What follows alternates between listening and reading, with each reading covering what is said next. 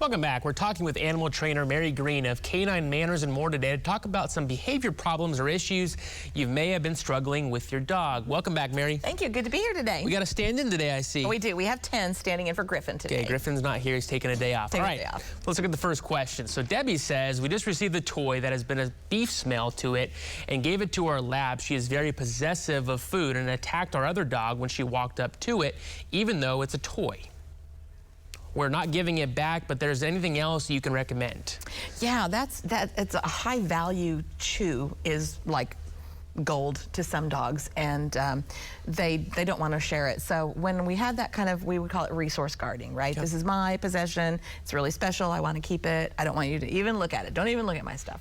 So basically, yes, taking it away, but see if there are other things that the dog might be guarding, like a prime sleeping spot, like getting up on the sofa or guarding a doorway, not letting the other dogs through. Those are all signs of resource guarding, and maybe it just kind of showed up big time with this particular bone. But it could be, look and see if it's happening in other places, and then reach out and we can help you with that. They love their toys, they love their bones. I know.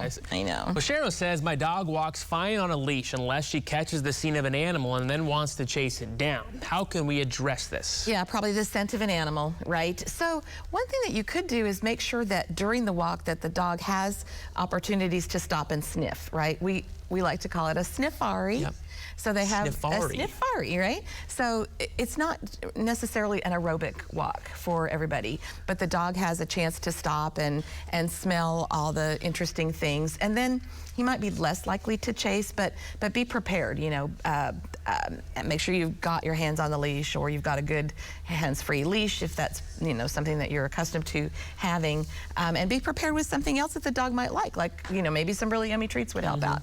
But make sure you're giving him that opportunity to sniff regularly so that it's not such a special event when he gets out and starts sniffing around. Sniffari, that's the key. Sniffari, yep.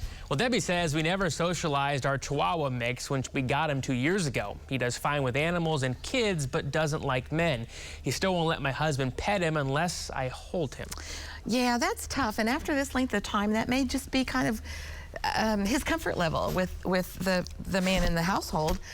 So I would always look for tolerance first, and maybe even if the husband is the one feeding the dog, that might increase his value to the dog.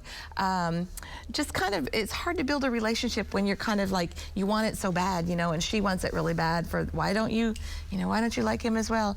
Just have to really kind of take it slow, and maybe start with, maybe that's the person that takes him for a walk, or does whatever his favorite things are. If it's a car ride, that's who takes him for a car ride. All the favorite things. Awesome. Yeah, I've also seen, like, if you take your hat off, it's less confrontational. Right. Sunglasses, hats, even boots. Makes them more comfortable. Well, Mary, thank you so much as always. We appreciate you.